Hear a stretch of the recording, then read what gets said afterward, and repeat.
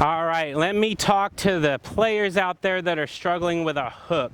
You've probably gone from a slicer and now that ball is snap hooking to the left. You've done so many good things with your swing, but now you've actually kind of overcorrected and you've started to cause that ball to hook.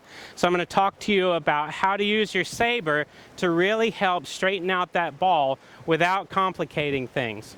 So what I want you to do is take your Saber at this end where it says light snap. So what's happening with you if you're fighting that hook is you're taking a nice big backswing. You're probably working that club a little bit from the inside to the out. But then what's happening is your hips are bumping and probably stalling. When your hips stop, you can't continue to rotate your body. So what happens is your hands get to here and they just flip over.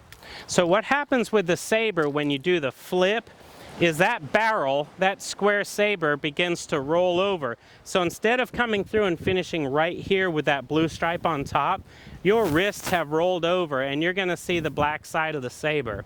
So if that's you and you're kind of working that club inside to out, your hips stop and you snap it over, here's the exercise for you.